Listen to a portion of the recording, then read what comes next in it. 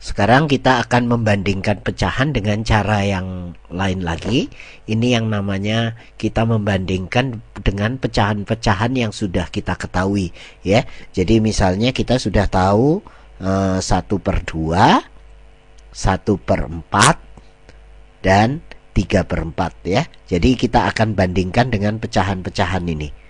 Oke, coba kita akan membandingkan 4/7, kita bandingkan dengan 7/15. Nah, sekarang dalam hal ini coba kita lihat 4/7 itu kalau kita lihat di garis bilangan, ini kalau kita punya setengah, coba kita lihat ya. Kalau 4/7 itu lebih kecil atau lebih besar dari setengah? Coba kita lihat. Kalau 4/7 ini kalau dengan kalau setengah itu artinya 4/8, ya. Nah, itu 4/8. Nah, sekarang kalau 4/7 mana lebih kecil? 4/7 atau 4/8? Nah, dalam hal ini tentunya 4/8 itu lebih kecil dibandingkan 4/7, ya. Jadi artinya 4/7 adanya di sini, ya. 4/7 di sini. Ya, karena 4/7 itu lebih besar, ya. Artinya 4/7 lebih besar dari 4/8. 4/8 itu sama dengan setengah yang ini, ya. Oke, jadi 4/7 ada di sini. Baik, sekarang coba kita lihat yang satunya, 7/15, ya. Kalau 7/15 itu dengan setengah bagaimana? 7/15 kita tahu kalau 7/15 itu kalau kita bandingkan dengan 7/14, ya, dengan 7/14 itu mana yang lebih kecil? Padahal 7/14 itu sama dengan setengah, ya. Nah, 7/15 itu tentunya lebih kecil karena 7 dibagi 15 dengan 7 dibagi 14, tentu 7 dibagi 15 lebih kecil. Artinya 7/15 ada di sini, lebih kecil dari setengah, ya.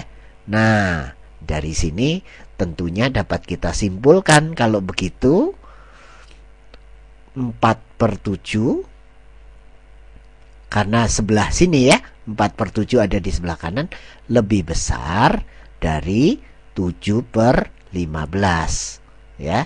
Ini jadi kita membandingkan pecahan cukup dengan membandingkan dengan pecahan-pecahan yang sudah kita kenal sebelumnya, ya.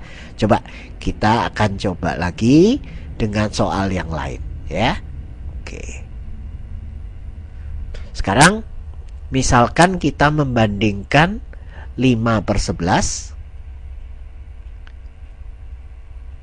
dengan 2/3. Coba kita bandingkan 5/11 dengan 2/3. Baik, sekarang 5/11, ini saya ganti warna.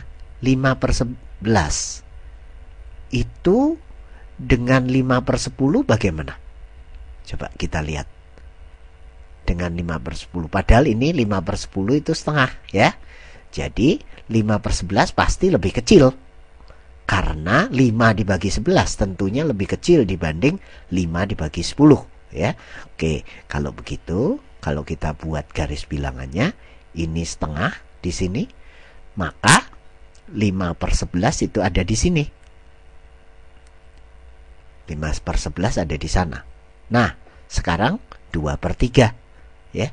Sekarang kalau 2/3 tentunya 2/3 itu lebih besar, ya, dari setengah, ya. Jadi artinya 2/3 adanya di sini.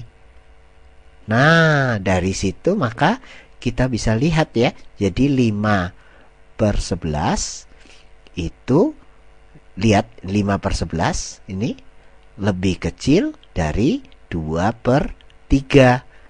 Ini jadi cara kita membandingkan pecahan dengan membandingkan dengan pecahan-pecahan yang sudah kita kenal sebelumnya.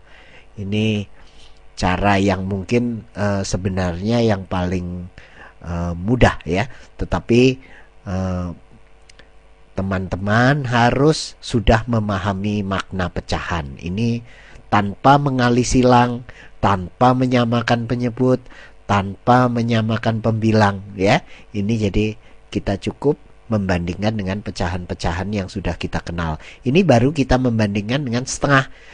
Nanti teman-teman bisa mencoba dengan 1/4 dan membandingkan dengan 3/4, ya, atau pecahan-pecahan lain yang mungkin sudah dikenal sebelumnya.